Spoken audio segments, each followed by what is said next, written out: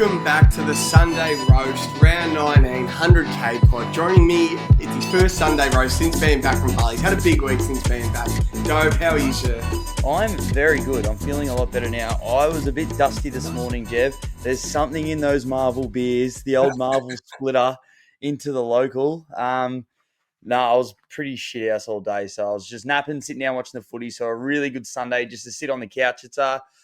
It's been quite predictable, you'd almost say, Jev. We're looking to go 9 from 9 in our footy tips.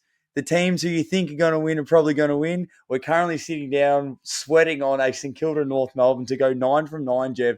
We currently have a cash out at about $120. We put $10 on all the teams that we think we're going to win.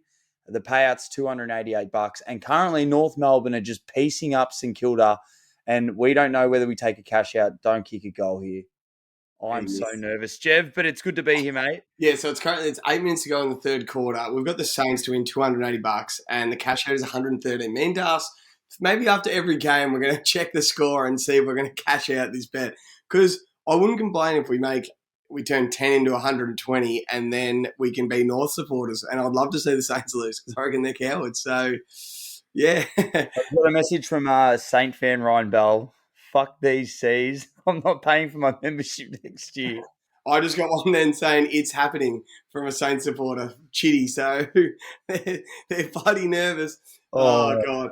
I might have to do some sort of special little post if North beat the Saints. So keep your eyes out if that happens on the page. You like a live with Nick Wright, like you just out your backyard with like a stogie.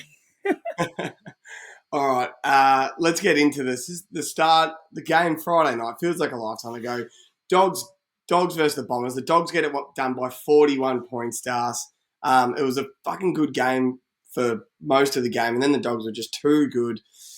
Is Bont the best player in the comp, Das? Tell you what, Jev, it's a bloody good argument. You could talk about this for days, whether like him, Nick Dacos, there's a few other really good players. Petrarca, when he's at his best, Jev, he's definitely up there. Toby Green, when he's at his best, is definitely up there. But if you're talking about who's had a better season, you can almost probably say Nick Dacos has, but who's a better footballer? That would be Bont, Jev, in my opinion. I think he is so complete. And just to back it up, I know it's not really an attribute that people look for, or how you can really measure it, but it's leadership on field, Jev, and his ability to be able to stamp himself on a game when they need it most, whether it's to get a clearance, whether it's sit behind the ball, take a big mark, get the guys going in a chain of handballs, run down the ground, or to impact the scoreboard, Jev. He's incredible. I thought he was best on ground, even though Libba's probably thereabouts as well. But when the game was on the line, Jev, Bont was just in your television set every single like 2 seconds. So he was unbelievable. What about you? Yeah, I think it's pretty clear right now. 1 and 2 is Bont and Dacos, and you can decide who's 1 or 2. And then 3 and 4, I think it's pretty clearly Petrarca and Toby Green, and you can decide who's 3 or 4. And then 5's, up for grabs amongst anyone. And then this game, are we letting Essendon off the hook a bit? If they miss finals again and go another year without winning a final, I just I look at this game, Saints North, I'm watching right now. If Parrish or Merritt were on the field, they'd be the 2 best players on the field right now, wouldn't they? Yeah. And Tumu to Peter, I know it's hard. It's hard. He was injured for hard. It's like you look at Sam Walsh, it's taking him a while to get going. Same with Tumu to Peter, and Walsh is finding his thing, but he doesn't look dangerous right now. Then they got the backline injury. Jordan Ridley gets injured. But I think they just have to play a final. They've had such a good season, but I don't know. What do you reckon? Yeah, I definitely think that they've been bolters this year, Jev. I'm not sure about you, but did you expect them? Actually, no, at the start of the year, I had them scraping into the 8 after going through how you go through and you do the fixture. Like, I probably didn't think that they were thereabouts because they get to verse North and West Coast twice. So I was surprised when I did that little fixture thing that they actually scraped in there. But yeah, Jeff, 100%. This is one of those games, like they started really well. They kicked 3 goals, 2 to 1 goal, 3 in the first quarter. They looked really promising. And then they ran out of legs. And the Dogs, as they usually do, Jeff, under the lid, they absolutely smashed them at clearance. They dominated the ball. And you see people like Libba. I know people say that he's probably one of those guys, he doesn't look like he takes footy that seriously. Mate, he was cracking in with 2 minutes to go in that game, like going as hard as he can. And it just shows what they're trying to do at the Dogs. Yeah, they played unbelievable, I thought, the second half. Dogs, they ran all over them. They really put the foot on the gas and they ran away with it. But yeah, Jev, 100%. If you're an Essendon fan, the other week when they smoked fucking Adelaide, everyone's saying that they're like top six. Like this is finals. Like booking Yeah. these September tickets, and it looks like that They they were might talking, actually miss. they were talking about can they pinch that fourth spot? Because I think Melbourne might have just had a bad loss, and they were talking about like, are they coming for that fourth spot? But do you reckon there's a bit of a bit in this, like the new coach syndrome? So new coach comes in, you train so hard in pre-season installing the game plan, and you come out of the blocks so well. So you're so good from rounds 1 to 14, but it's such a long grind of a season. You end up running out of legs a bit. Like you saw Vossi's first year, Carlton did that a bit. Saints have done it this year. They've done the last 2 years. Yeah. And you look like, I know we've been saying it the last couple of weeks, it looked like Tom Hawkins' pre-season started round 1. And Geelong, their season, they don't care how bad they are from round 1 to 8. They're trying to figure shit out, and then from 8 onwards is when the season gets started. And it's, apart from the Pies, they're just unbelievable. But even the Swans, like, they play in the grand final, they start slow because it's such a... how hard would it be to play in the grand final and back up for pre-season again a couple of months later? But now we're starting to play our best footy of the year again. And, like, we went into the grand final on a 12-game win streak. Geelong were on a 16. So, like, you know, maybe it's something in it, like the experienced, well-coached, like old coach teams know how long of a season is. And to win the flag, you got to be playing your best footy at the end of the year, not the start of the year. And then the new coach teams sort of go, you know, we've got to get this game plan right. You got to try and win every week from round 1, and it just takes a tax on you, I reckon. 100%. And that as well as injuries as well. Like you just got to try and manage and hope you guys can get through. But you watch the Pies how they did it last night. They just fucking came from the clouds. I know we're not meant to be on that game yet, but then they just waxed out that last few minutes. Like just a lot of stoppages, a little bit sloppy, like wet weather footy, and they played into it. Like it's well coached. Everyone's on the same page. Why I think underneath those top 4 sides, Jev, there's a big gap when you look at like the details of the game. But look, as we said, Jordan really, before he went off, Jev, he was having a career best game. Wasn't he? 29 disposals, played really well. But it's Bont and Libba for me, Jev. He had 29 and 2. That was Bont. And Libba had 36 with, I think, about 22 contested possessions. He's tough. Tougher than a goat's knee, Jev, as you say. But the Bombers just, like Parrish and Merritt, they had like 10 touches each, I think, roughly in the last quarter. But it was too little too late. Like they couldn't get into the game, could they? Yeah. And like you saw, like Jimmy Fridays, usually Parrish and Merritt are cash for 25 touches. They both had 24. So, you know, they're just not as good as Bont and Libba. Like I know they're very good players, but there's levels to it, and neither of them are Bont, are they? And neither of them are tough as Libba. So they've still got a bit to go. And their dogs are hard to read. Like they'll probably make finals, but can you see them winning a final? But you can see Bont having an unreal game. You can see him getting hot. Like when they're good, they're as good as anyone in the comp. But when they're bad, like they can be so bad sometimes. They're they've both got big games next week. So the Dogs have the Giants that we know is going to be a cracker. They hate each other too. That's a real rivalry. And then Essendon and the Swans. So that's no gimme. You guys are a good side. You match up well against them. You guys usually flog them every year. Yeah, that's the game. It was Dyson Heppel's 200th. Remember, and you absolutely pants them like last year. Luke Parker gave Dill Shield the duck the head, but then they came and beat us on the G last year. So that's all right. All right, next game, Richmond-Hawthorn. Richmond come from the clouds and win by a point, Dust. I know you wouldn't have seen much of this game because you were at the Carlton West Coast game, but Hawthorn was 36 points up. Sicily was playing one of the best, like, last man intercept games I've ever seen. And then they were kept talking about in the commentary, Richmond's average age were 3 years older and their average games played was 50 games more of all players and stuff. Just showed. They just did it goal by goal, you know, contest by contest, and they just got it done and they hit the front. And you should have seen how they did it. I don't know if you've seen the final goal that Liam Baker kicks to hit the front, but Hawthorn sold out on all these numbers at the stoppage, and Richmond was sort of in the middle of the stoppage and then on the outer ring of the stoppage. Dusty breaks a tackle, just kicks it out into space, lands in Liam Baker's hand. They were lining up. They had 3 guys that could have kicked that goal, and Baker was the one that finished it off. And they just got it done. The old heads got it done. So, but I did like Kane Corns' take of watching that game. He thinks Hawthorn is close to a flag in Richmond. Cornsy, that's not a good take, brother. I was first to say it. I think West Coast are winning a final before Richmond. Winning a final. So, of course, Hawthorn are close to a flag. Richmond aren't winning a flag for 15 more years. They don't have any A-grade 18-year-old talent. But I think West Coast are going to win a final before Richmond. And I was the first to say that take. I said that after they lost by 170 points to the Swans. So, I'm not letting Cornsy get away with this one. It's unbelievable. Like, I wonder what Sam Mitchell said, because from the looks of it, like they played the perfect game plan. Like, they had 15 goals at three-quarter time and only kicked 2 points in the last quarter. So it's like really just like pumping the brake. Like, he's never going to tell players, hey, we're going to fucking just pump the brakes here and let them come through. Because Tigers kicked 5 goals, 3 in the last quarter, and just obviously just ran over the top of them. And we know momentum in footy is just a different beast. Like, once you start rolling, especially the Tigers supporters. But yeah, it's really interesting to see what happens with the Tide. This middle pack of the ladder is just unbelievable. Everyone's on like 36, 38 to 40 points, and North Melbourne just kicked another goal. Taron Thomas has kicked his 3rd. Oh, you only the 2 at $4.80 in the 100K.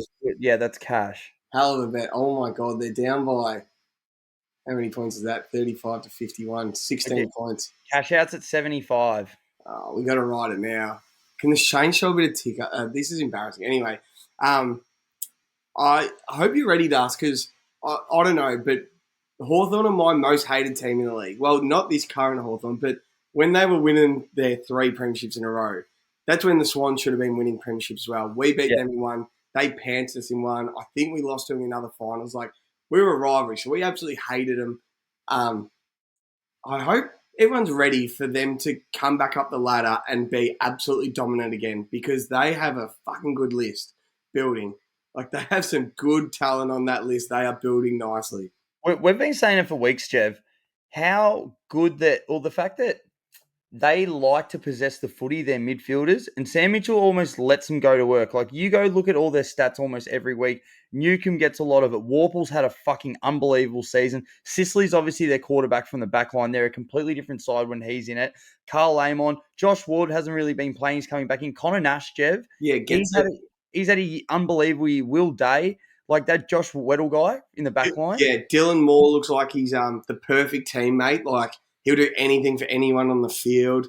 You know, Blake Hardwick, he's played a lot of footy now. He's a good veteran player. Fucking hell. Mitch Lewis is a good player. Jack Scrimshaw's another good player. Seamus Mitchell, Morgs' man. And then they're going to have a crack at Harley Reid, and then all of a sudden they might have the best player in the comp in, 6 years from now, and they could just skyrocket to the back of the oval, back to the top of the ladder. So, yeah, that was a great game, great finish. We needed Richmond to win, obviously, for this multi we had, so I was glad they got it done. But Hawthorn, it was one of those ones, like, they did everything right. The footage they can learn from how they didn't win that game, they can go watch it, they can train it, and they'll just get better and better from it. And they stay at the same draft pick. They don't jump the ladder. It's one of those good, they nearly got the 4 points without getting the 4 points lost sort of thing. They've had a few of them this year. I was chatting to one of our mates, the Hawthorn support. Like, that's almost what you want to see. Watch them have a real good crack for 3.5 quarters and just pull back and just be like, this isn't our year. Show that we can do it. And then let's really try and up our stocks in the draft, and let's see if we can, that's where we can bolt, because you're not going to get anything else. Obviously, winning change cultures, Jeb. We're massive on that, but still, this isn't the year for that. Like, if we can peg it down a little bit and reload for next year and onwards, then that is the key.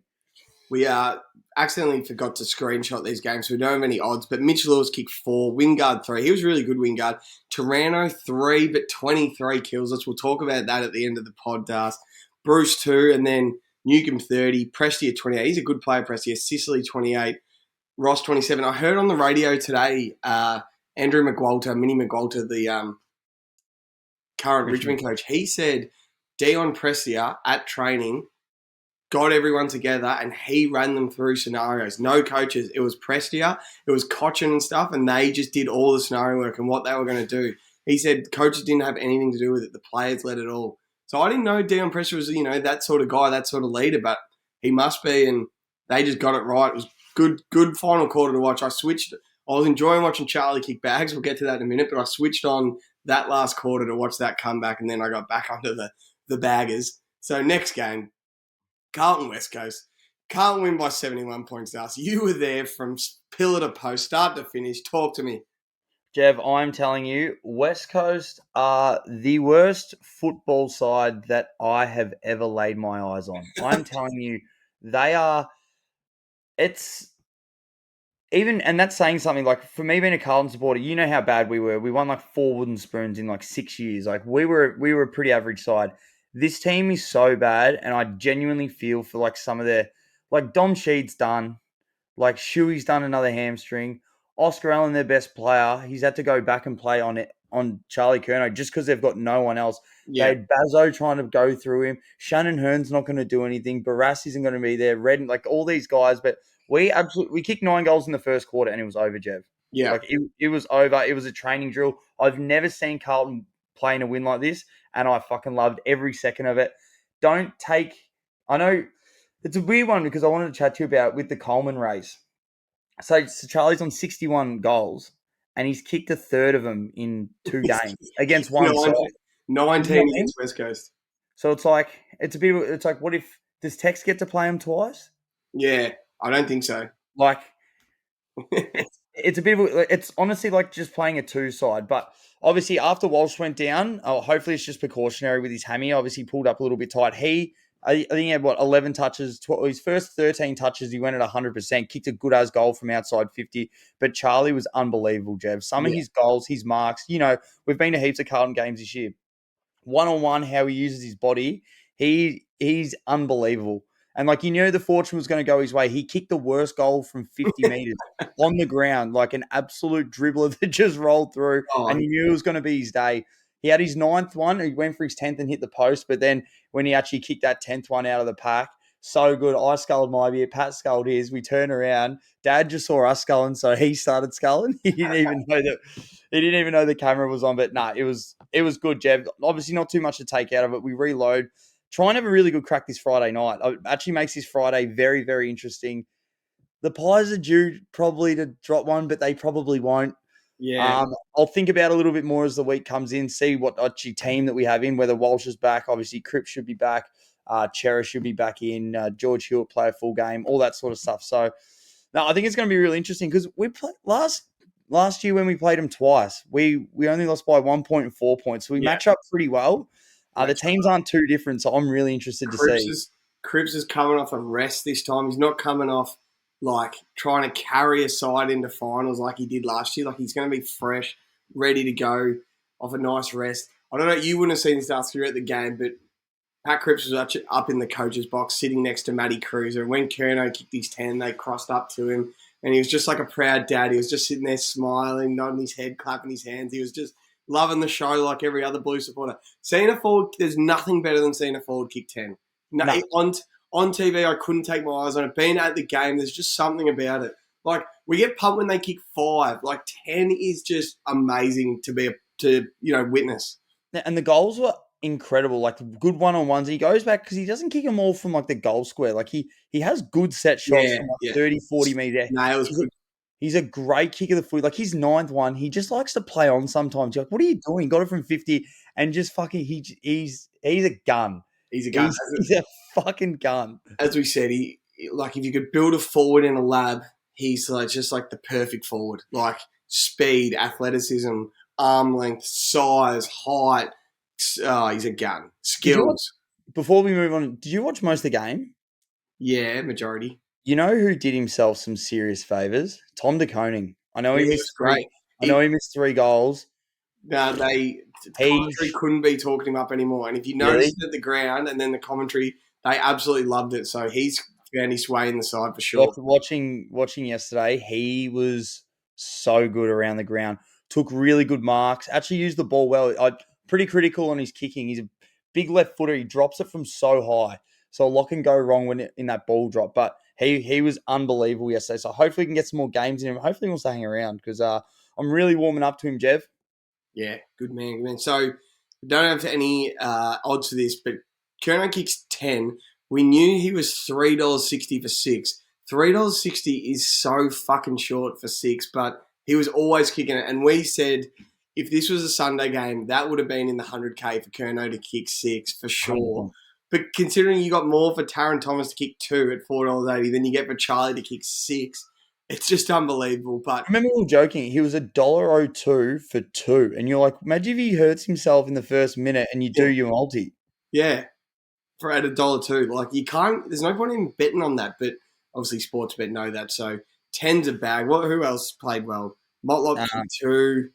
Walsh won. And you said Walsh was on fire until he injured himself. It was And then, all but just ones: Chincotta, Honey, Kerno, Dow, Hewitt, Newman, Silvani, Cunningham, Walsh, and then touches Hewitt 31. So 1 goal 31's a good game. yeah, Within 30, Gaff 30.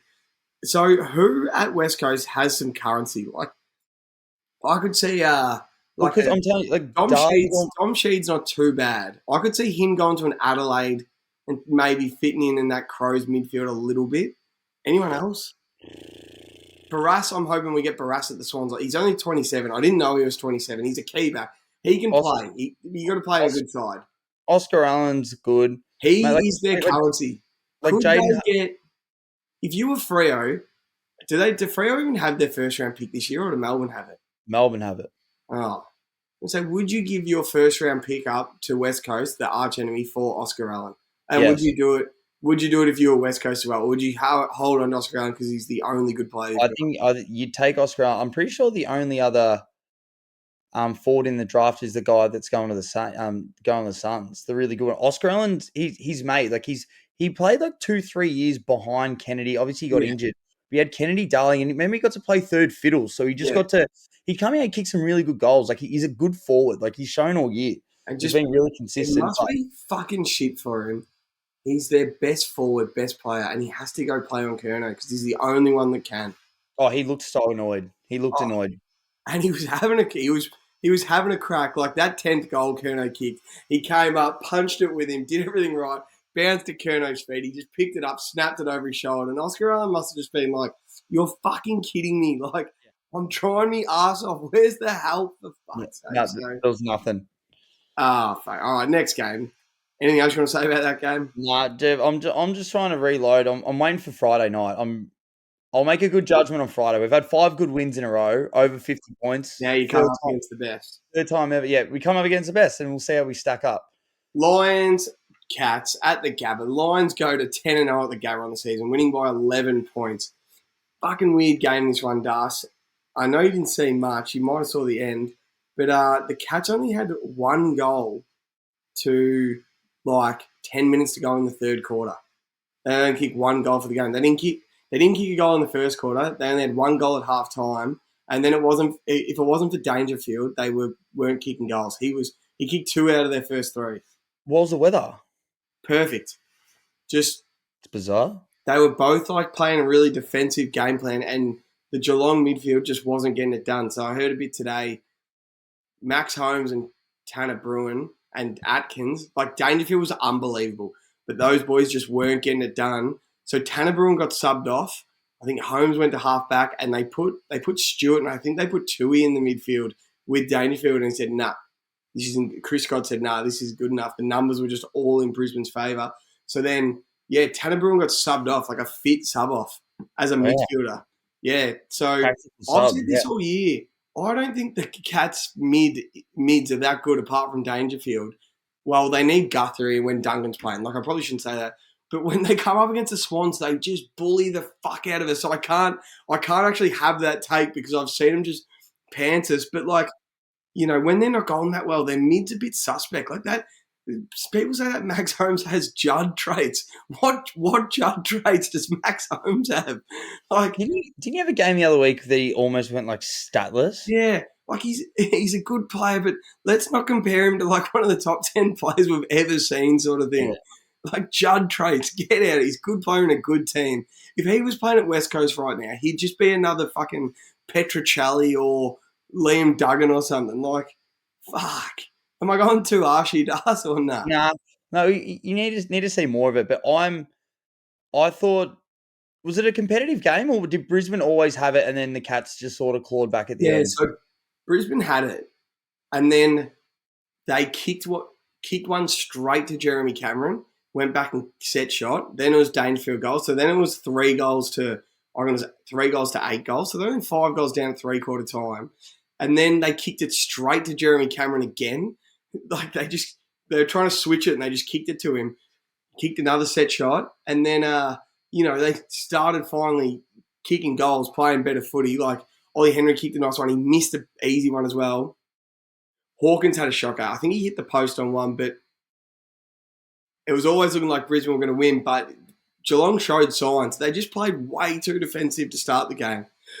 Like, way too defensive. And Brisbane are so good at the Gabba and they're so good at attacking. They've got so much firepower up forward. Like, if you're going to not kick goals against them, they're eventually going to break the damn wall and kick goals on you. And they're just as good as they always are at the Gabba. But yeah, I don't know. It's a bit of a hard one to judge because the Cats did come hard. They tagged Lockie Neal. I think they had Atkins sitting on Neal. Yeah. So he had 25 on the dot. Dunkley. And then fucking, what's his name? Will Ashcroft's done his ACL. That is fucking flattening. You know what's so shit about that? Because it is like a 12-month injury. So when he comes back, he'll be trying to gear up for their next finals campaign. Yeah. So this is like the whole first stuff of the year. I know he probably doesn't get as much coverage in Victoria as a lot of other people because obviously being in Brisbane, but you watch him play, Jev. He's, for people that don't watch too many Brisbane games, like don't just take the word on what everyone says. Oh yeah, he's a gun. Like you got to watch him. Like he's as smooth at contests. Doesn't fumble, one touch, gets in, gets out. Makes right decisions, runs to the right places, clean as they get. Like he is a good. He looks like Lockie Neal already and he's 18, basically. Like it's different to an 18-year-old. Like this kid's a good midfielder already. No, it's upsetting because you want to see all those guys get through. But it makes your bet a little bit more interesting, Jev. Obviously, we know that you're heavily invested in Mitchie Owen, so we are. I need to look at Geelong's fixture, but my multi I've got riding is Mitch Owen's Rising Star, which now I got him at 8-1. So Mitch Owen's Rising Star, Nick Dacos Brownlow, but then into Jez Cameron Coleman because I had Charlie Curnow into Clary Oliver, so I had them both riding for the Coleman into Clary Oliver for Brownlow, but now that's not going to win because Clary hasn't played in forever. So unless Jez gets, I know he doesn't get West Coast, but unless he kicks 2 bags of 10 at GMHB or something, which is always a chance, but I can't see him catching Charlie now. It's like 18 goals behind. I just had a quick refresh because I know everyone's, even though this isn't live, went through our bet. Cash out was at $85. It's currently at $143. Right. Am I behind? Or what? My TV's playing up, so I'm not even watching right now. Fuck. All right. Well, this is interesting. Jev, next game. Half the money. We nearly should take that. Right. Anyway, next game. Right. We'll go the Swans. Yeah, we'll go Swans. Swans by 29. We were at a pub, and like pubs have big TV screens. They might have 4 big screens to make up the one screen. Had Collingwood Port Adelaide on about 4 of the biggest screens I've ever seen, and then they had the Swans right on a little iPad screwed to the wall. You needed 3D glasses to see it. This iPad screen was on low brightness. Oh, fuck. It was hard to be a Swans supporter at the pub last night. I get why the Collingwood game was on, but we went to watch both games. I thought I'd be able to see the Swans game a bit better, but it just looked like we were just better from the start to the finish. Like, we were just better than them. We kicked the first couple of goals with 4 goals up. We basically just held that 4-goal lead all game. Isaac Heaney, Jev, I do have this one. Kicked the first at 14-1. Yes. Did he sign it? No, he didn't kick the first. Freo kicked the first. You sure?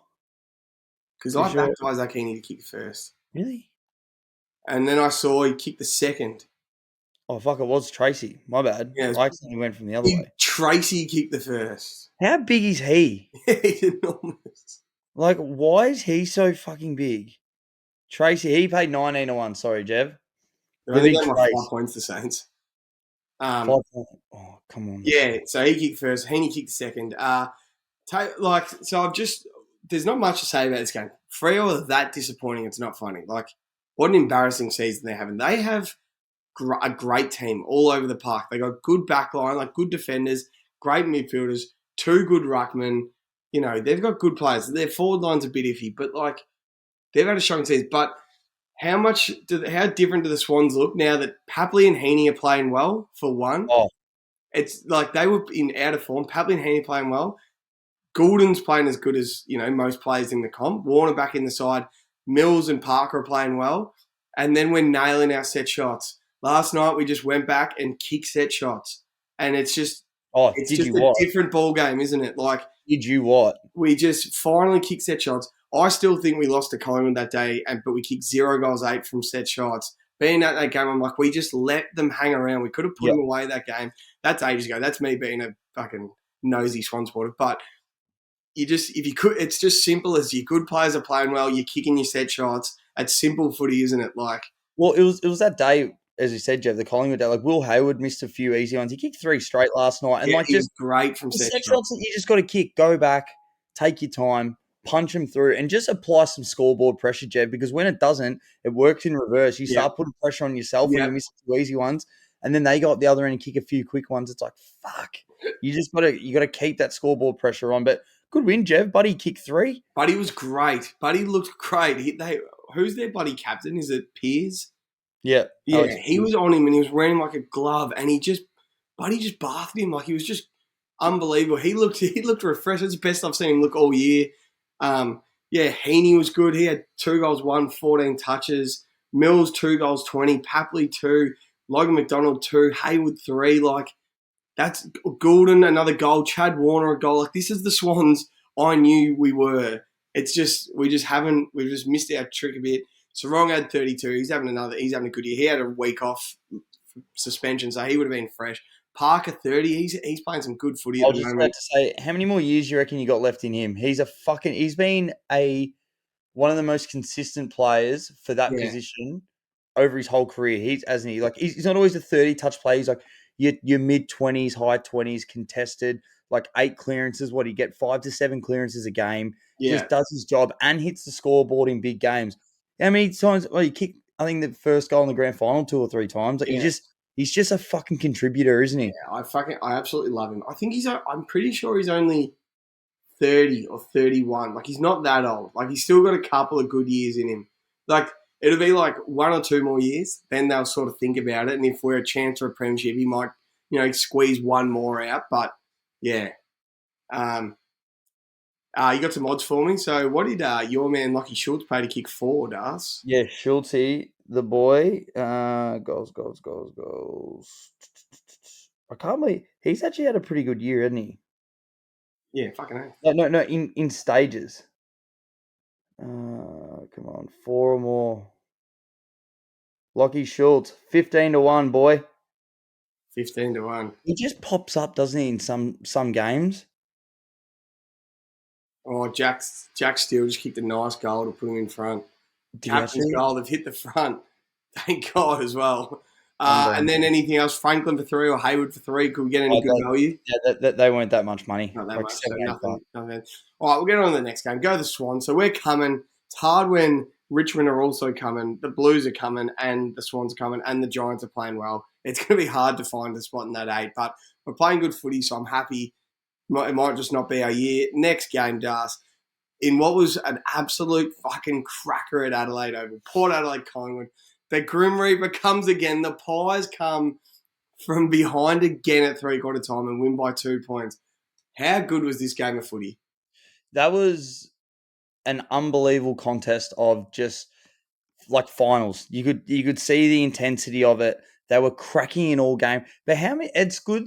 They have so many matchups that are similar. Like they've got you got like a Butters and Dacos. I know people like they're not identical players, but like you got some really good young midfielders. They've both got a replica like Bull. So Power Pepper and Braden Maynard. Like both teams like have one of those real enforcers but just at opposite ends of the ground.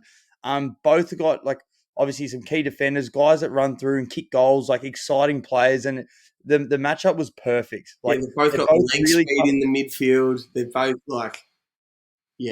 both really tough teams that contest the ball really well, use it well. And mate, it absolutely lived up to at the pub. We thought, but you never thought he was done, did you? 3/4 time, everyone's like, "Oh, just here come the Pies." Like everyone just like, And it and was pouring rain as well, and they just still come from behind in the wet. They're just unbelievable. Like, but I'm looking at the stats. So, like, Butters and Rosie were both great, and I didn't necessarily go early putting Butters on top of my pyramid, but he was probably playing the best footy in the league when I put him there. Then he's had a couple of quiet weeks, but Butters and Rosie must have self-belief and a bit of an ego, and they think they're the two best players, like the two best mids in the comp. And I rate that they've gone up to the big dogs and they've just fucking 31 for Butters, 2 goals, 28 for Rosie. Like, they were better than Dacos and DeGoey, but Pies just as a team just got it done. you don't remember, like they're only 22. Yes. Like they're so young. Like it's very easy to criticize like players and how they're going. Oh my god, that is an absolute monster goal by Kamenides. Come on, you fucking idiots. Come on, the Saints. Yeah, Jeff, they're only 22. Like, think about like when you were 22, and like Nick Dacos is 20 years old. Yeah, it's fun. Like how much we criticize them all, but it's actually unbelievable. Jamie Elliott, how many times like he's just going to kick these clutch goals. Josh Dacos both of Dacos kicked a really important goal in the last quarter. But Jamie Elliott gave off one, obviously in the square to Taylor Adams as well, so he could have had 4 or 5. But he's a phenomenal kick. But I'm looking at some. So Dacos wasn't necessarily that great last night. Well, he's still pretty good. But his fourth quarter, 6 disposals, 3 kicks, 3 handballs, 3 tackles, a goal, 4 contested possessions. And then I go to Butters' fourth quarter, 3 touches, 1 kick, 2 handballs. So, like, when the game's on the line, just this kid, he does it every fucking week. Like, as we say, he's the fittest and hardest runner in the league. No matter, even if he's having a shocker, he's always running the hardest in the fourth quarter. No one in the comp runs harder than him in the fourth quarter. What a player. You need to go listen if you haven't already. They did a pod with Tom Mitchell. Yeah. And it's always like, I think they're saying you got to go one more. And it's always like, come on, let's go again. Like Josh had 7 disposals and a goal in the last quarter as well. Like they just look at each other and they just like try and one up each other. Like they're their own each competition. They're like, come on, let's go. They just fit. They just run their asses off. Like I'd just love to be. I hope that are they filming a documentary or anything at Collingwood? Imagine a last dance on these two. How hard they work. I would love to see their sessions they do in the preseason. How much they really punish themselves. You just want to hear the addresses at like 3/4 time. Like, what are they talking about? Like when they come in, I want to hear like, is there any rah? And like the coach like, no, let's just compose. Like we know what we got to do. Like you just want to see that stuff. Like, how are they being coached? Like, what's the message? And then what's the attitude every single time they go? Because they're just so composed. Like they're not afraid to lose, but they just don't lose. Yeah. Well, I was thinking about it today. This is our man Nick Wright in America, who's a Chiefs supporter. He says the Chiefs are unbeatable when they've got a lead, and they're even better when they're coming from behind. He goes, they're the best team in history when they've got a lead. Their win percentage is like, say it's like 80%. And then when they're 10 points down, they're the best team in NFL history coming from behind, double digits. Collingwood are good when they're in front, they're unbeatable. And when they're behind, they're even better. And it's like, how can you beat Collingwood? When you just got to get them, you just got to beat them at their own game at the end of the game sort of thing. It's absolutely fucked. Do you think that they're going to drop 1 or 2 before the end of the year? Or you reckon they're just... Because almost last couple of years, like, you look at Geelong, like, they went on a run after they lost to St Kilda at Marvel. Like, they went on a 16 game. You guys went on a 12 game. So they got Carlton. So I reckon they'll beat Carlton because they just like beating Carlton. Yeah, fuck them. Then they've got, Geelong and Brisbane to finish the year. I can see them nearly losing both of those to finish the year. They'll beat Hawthorn at the G the week after. Then I can nearly see them losing both of those, resting a few players like, no Pendlebury out there. Taylor Adams gets a rest. Crisp gets a rest. Darcy Moore might even miss a game. Nick Dacos might even miss a game. Like, well, they're 8 points on top. Yeah, they're home. They're home to finish on top. They need 1 or 2 more games, and then they just... they could, because that game against Geelong, that could be like to get into the finals. MCG round 22, Friday night. That could be Geelong's only way into the finals because Richmond, Carlton, Swans, GWS, they're all coming. So that could be their grand final for the year and could be nothing for Collingwood. So Are they still doing the bye before the finals? I believe in the so. spring? Yeah. Fuck, they could have a couple of weeks off. Yeah, you're right. You can't flirt with form, hey. You got to. Anyway, Just keep going. next game, Das. GWS Suns. The Giants win by 40 points and win their 6 in a row, and they are a seriously impressive team. Toby Green, Das, how good is he? He's we were talking the other day what sort of players you go to flick on the TV to watch. Like, are you watching Collingwood for Collingwood, or are you mainly watching him for Nick Dacos? I don't know. Like, personally, what do you do? What are you watching? Oh, I love turning on to watch Nick Dacos run around, and I'd Yeah. happily go to a Collingwood game. But you also watch Collingwood; they come from behind and the crowd and everything. You just, they're just a draw to must-watch TV. But when you go to the game and you watch Dacos, you just can't believe it. And yeah, you're right; it's like watching Toby Green. Well, me and you, like me and you love the Giants personally. Yeah, I feel like we love their team. We love how they play. They're so talented, but there is one man that you tune in to watch, and it's Toby Green. He's either going to, or not so much anymore. He's either going to knock someone out, or he's going to kick a bag, yeah, or sit on someone's head. Like, you know what I mean? He's so entertaining, but he stepped up his game, Jev, leadership wise, obviously after getting the captaincy. But he just beats teams on his own. yeah, He just there is not an answer for him against, like, you think back against the Swans, against you guys, just goes that forward stoppage and yeah, just enforces himself on it, wills himself to get the footy and kicks goals. Like, he's incredible. The Sun season's done. yeah. They're not making finals. He's a They're bomber. just they're going to shut that down soon, Jev, and just reset for next year because they are cooked. So Unfortunately, David King did this game today, and I know like you and me are massive David King fans, but when he loves a player like he loves Toby Green, his commentary today was just unbelievable. So he had Ben Long on him, you know, the guy that used to play for the yeah, Saints. He had Ben Long on him. So for Toby Green's first goal, he dragged Ben Long to a contest that Aaron Cadman had to go up. Acted like he was going to go up. Ben Long went third man out. Toby Green stayed down, got the crumb, snap goal. Taught him a lesson. Next goal he kicked, they cleared out the 50. Like, they had it on the top of the 50. They isolated him on Ben Long, and he just pointed there and just muscled him too strong. Another goal. He had 5 good scoring shots at halftime. He only kicked 2 goals, 3. He probably left 3 easy ones out there. He was genuinely taking the piss. He was just dominating the game. It's like watching LeBron play ISO. Like, I'm going to score it here, and he sets up the court and puts it in. don't stop me.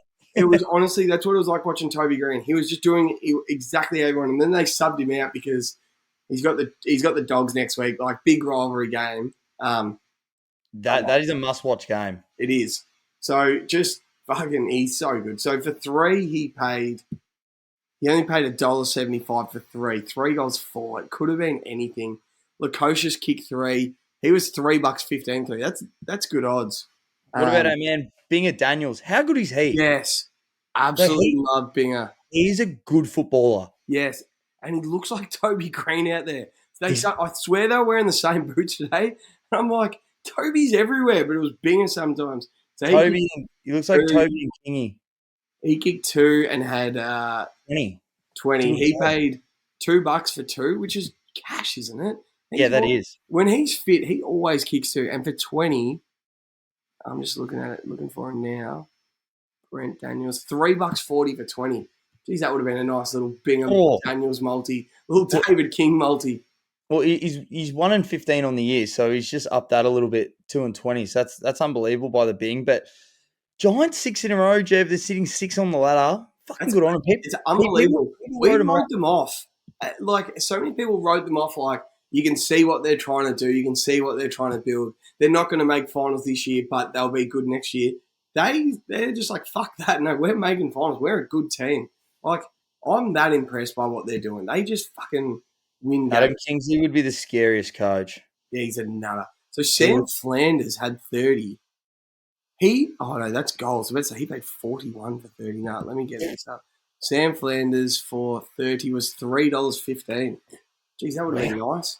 He's gone back-to-back weeks with big touches. Yeah. He dominates in the VFL. Like, he takes the piss. So good for the VFL.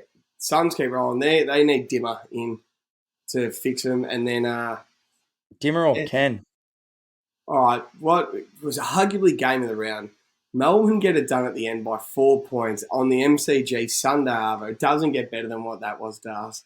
We both watched this. It's only just finished about half an hour ago. Talk to me. That was a very, very good standard of football. Adelaide are pretty good at the G, Jev. They don't travel too well, but they do travel well to the MCG, don't they? They've played really well there the last couple of times. They Played are really well must against watch on the Collingwood. MCG. Like, must watch.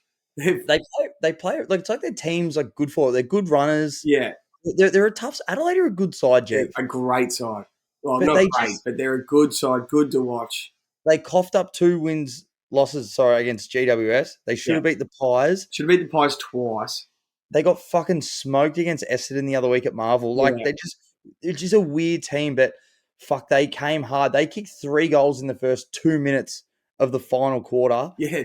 They were Texas four goals couldn't win it back. down, 4 goals down at 3/4 time. And then it was even with like 15 minutes to go. They kicked like 4 goals in 5 minutes.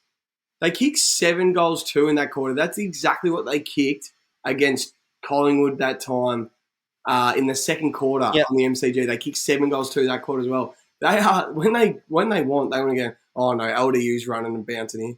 Anyway, Max Gawn kicked the first. What did he pay for the first? He would have paid some good value. Max Gawn kicked the first. It's 23-1. That would have been nice. He kicked 2. How good is he? He's just straight back into the pyramid, Jev. Yeah, he is. I think he's the competition. He paid $5.50 for 2. Like, I think he's the competition MVP. And like, my thing about the pyramid, so I'm thinking Sam Taylor from the Giants is going to come in. He's going to be the second giant. I think when you're generally the best player in the comp at your position, but like it's not even close, you nearly should be in the pyramid. So like Darcy Moore's the best intercepting defender, but one-on-one defender. I know Wiedering's good, but Sam Taylor right now, they couldn't kick it to Ben King today. Like, Sam was beating him and then winning possession back for the Giants. Like, they couldn't kick it to Ben King. His form is unbelievable. And then Max Gawn, how many All-Australians has he had in a row? It's probably five in a row, 4 in a row. He's the best ruckman when he's on by an absolute mile. Like, it's unbelievable. Petrarca, another pretty good game, Jev. He's not as much impactful on the scoreboard as what you'd hope, or didn't do as much. There was a lot of times where he was still there that I thought he was going to get some handballs and gets those long kicks inside 50. He had that absolute sizzler to Gawn on the lead. But how good was Viney? He's so tough. Yeah, he's getting 3 Brownlow votes, Viney. Then you could argue, like, geez, Rankin could nearly get 2. 3 goals, 320. He was unbelievable. Yeah. I know you're financially invested in Petrarca. You've got Petrarca into Curnow Coleman. What is your cash out runner? I know so Dacos probably doesn't get votes yesterday. Maybe sneaks 1. So you really needed Petrarca to get 3 today. I don't think he's going to get 3. What's your current cash out? I put $20 on a Jev. So $20, Curnow for the Coleman, Petrarca for the Brownlow, and that cash out's at $277. And then what's the payout if it wins? 3,300. Fuck. You just want that little bit more. You'd like about 500, wouldn't you? That's why because Charlie's pretty much got the Coleman, because I got Petrarca at 17, almost $18. Yeah, that's unbelievable. I thought he was going to have a good year, and I've also got him 1 out for the Brownlow. Yeah. So I put that was at 15-1. I put 100 on it, so the cash out's 191, which isn't too bad. It's an easy 191 sort of thing. Like, so you might not win it, and you can like triple your money. Yeah, Cal Wilkie just took a good mark. Get in. Is that a goal? No, mine froze.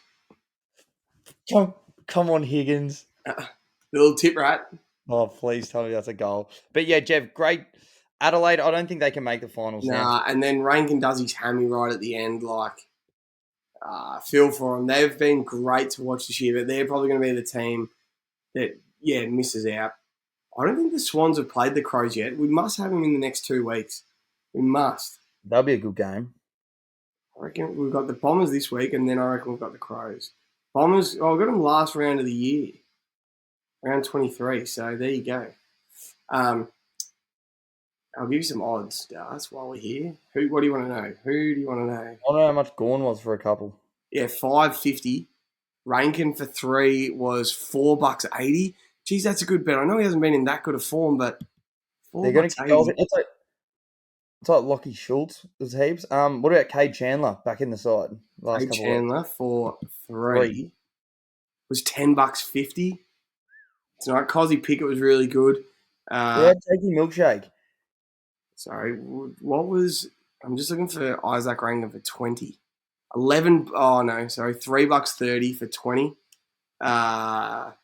27 Viney. We had him for 25 in the 100K with a goal. What did he pay for one? Could have got him for $2.35 for one. He's in good form.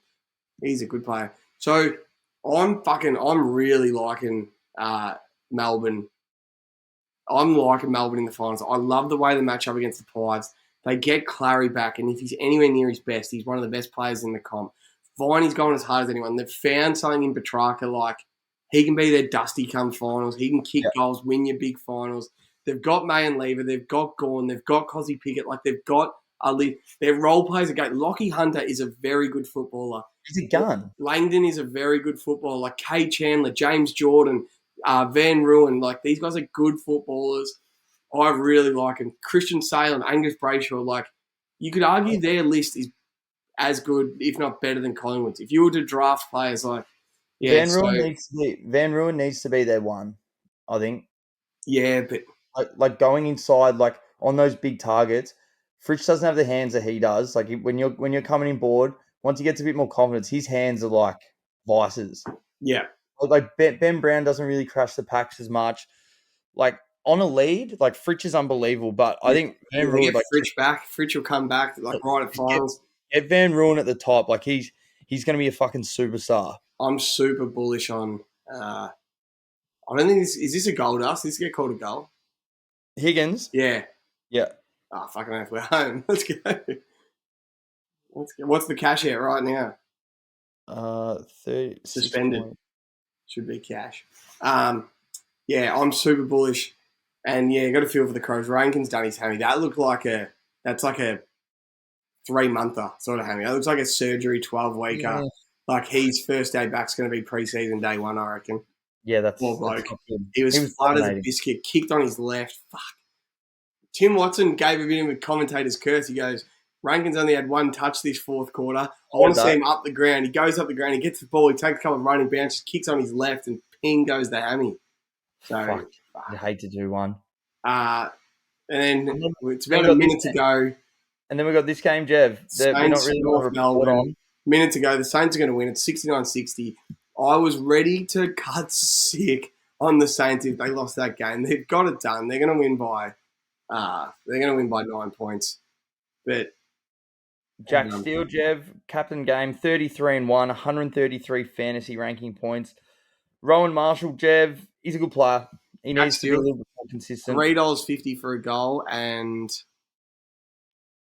$3.80 for 30. So that's a nice thing. Rowan Marshall is a very good player. He's a very good ruckman. I would love him at the Swans. Yeah, he's exactly who you need, actually. Taron Thomas paid 16-1 for 3 DARs. 16-1. Higgins 2. That was short. I was on that. Yeah. Mitch Owens 2. He was on fire early. Mitch Owens. LDU 32. What could you get LDU at for 32? Like 3s, 4s. He hasn't had it in a few weeks. Davis Uniac for 30 was $3. Yeah. Windhager for 30. What did that pay? Went some nice. Probably couldn't get on him. So I wonder, are Saints supporters like, wow, 21-1 for 30. You could have got Marcus Windhager. And Jack Sinclair, the Saints' best player, a goal, kicked the first as well. I don't even reckon you'd be able to bet on him for the first, would you? 34-1 for the first. And then he pays to kick one, $2.55. He is their best player. He's having a good season. He can hold his head up high. So will the Saints celebrate this win? Yeah, they fucking will because they're fucking dogs. Before we go, so I can be real on the Insta later in the week, let's do a bit of a 10K Punters Club review right now. So now that I look at it, because it lost early, you're like, fuck, it lost. Fuck, it was a good multi-dars. So we had 36 people join, so there was $360 to try and get 10K. So to be about 30-1 to hit. So first leg was Tim Taranto for 25. He kicked 3 and had 23. So 2 touches off. That losses. Dustin Martin anytime. Tick. Charlie Curnow 3. Quarter time. Tick. Mitch Duncan 20. Tick. Collingwood head-to-head at $1.95. Tick. Lance Franklin 2. Tick. Errol Goulden for 25. He only has 22. He played well as well. He just, we were just up all day. They just didn't need him to get as much ball. Like, he has 22. And then Harold Sheasel for 20. Oh, GWS to win head-to-head, $1.67. What value that was. Tick. Harry Sheasel for 25. Tick. So we're 5 touches off 10K there off 2 players that get it every week at the moment. So fucking stiff. And that's what we were chatting the other day. It's like, there are no really good legs and bad. It's like Taron Thomas. I'm like, even when we put in the 100K at 480, I'm like, how many times we have good legs that just don't get up? I'm like, the form's there. St Kilda aren't that good. Kicks 3. It's just like, and then you get these guys like Tim Taranto's had a great year. Unbelievable. So is Errol Goulden. And they just, they did damage elsewhere and they didn't have to accumulate as much of it. Exactly. So it's like, fuck. Taranto was still great, just didn't have to get 25 to win the game. So that's gambling. Yeah. So hopefully we'll post this clip. Hopefully we get over 50, closer to 100 next week, because if we had a 10-1 multi this week, we probably would have been cash. So 100%. And then I got one task for you, Dust. Come when we do hook, line, and sinker on Tuesday night. Here we go. We're both going to go do ladder predictor, and we're going to say what our final 8 is going to be. Because currently, ladder predictor. At the moment, it's Collingwood, Port Adelaide, Brisbane, Melbourne, Western Bulldogs, St Kilda, GWS, and the Cats. All right. And then, so there's how many games to play? 6 left? 5 left. 5 games to go. So we will both go do our tipping for the season, and we'll say our ladder, and we'll see how close we get at the end. But, geez, it's going to be a good final series no matter what. This is the only year the playing tournament will be fucking good, I'd say. Saints supporters are carrying on like pork chops. Oh, fuck. Look at Jackie Higgins. He's gone over to take this out in the full. Sorry, I'm way behind you. Oh, no, sorry. North having a shot after the sign. LDU. Did he kick it? No. All right. Good work, Dad. Oh, mate. Good work. I'll see you hook, line, and sinker on Tuesday. Hey, we went 9 from 9, mate. Yeah, did you go perfect week? Did you go perfect week on all the line betting? No, apart from Essendon. Same, Essendon. We knew the Dogs were going to win. Why would we just take the Dogs? 22.5 was just... Yeah, the right side to be on, but fuck. Yeah, that's the only one lost. But in our head-to-heads, Jev, we went 9 from 9, my friend. Yes, we did. That'll be a good clip that Luke can muster up. All right, see you later, Dad. See ya, brother. See you, mate.